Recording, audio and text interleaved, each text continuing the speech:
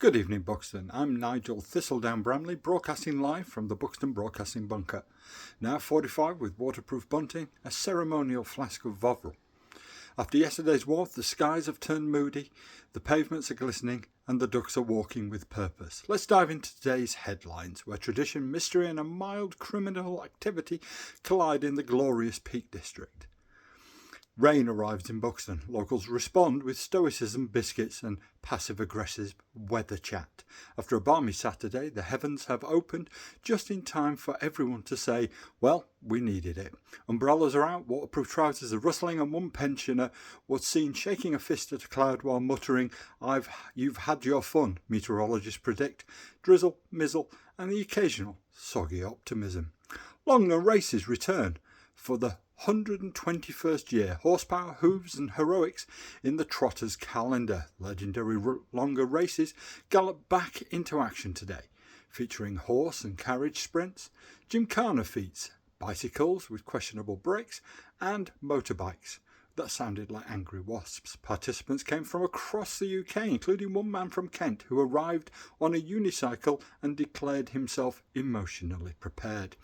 The event concluded with a communal pie and a brief but passionate debate about saddle etiquette.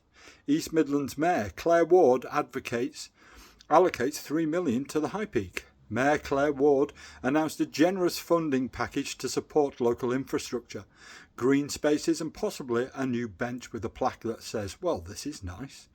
MP John Pearce was rumoured to be spotted nodding politely in the background while holding a clipboard and a sandwich. Local residents describe him as pleasant and possibly fictional.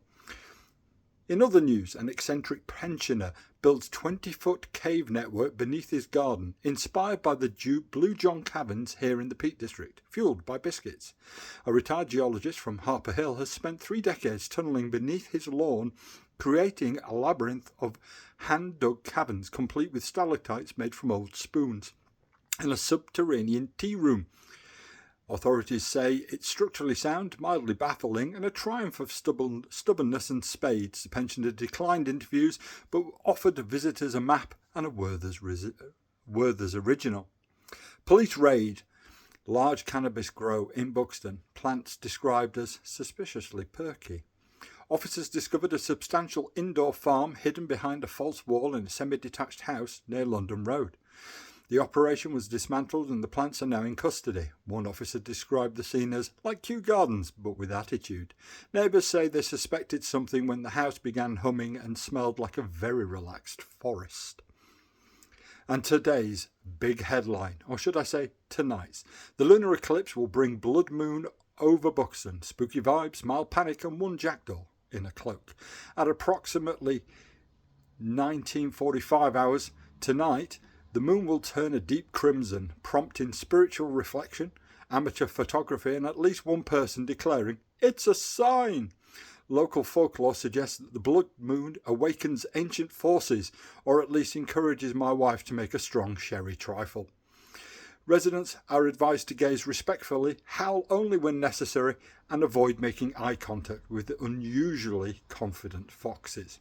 And that's the latest from Buxton, where the rain falls gently, the moon glows ominously, and the pensioners tunnel with purpose. I'll be back tomorrow with updates on the eclipse aftermath and the fate of the subterranean tea room, and whether or not MP John Pearce actually exists. I'm Nigel Thistledown-Bramley, reminding you to wear your wellies, respect your jackdaws, and if the moon starts whispering, maybe you should go inside.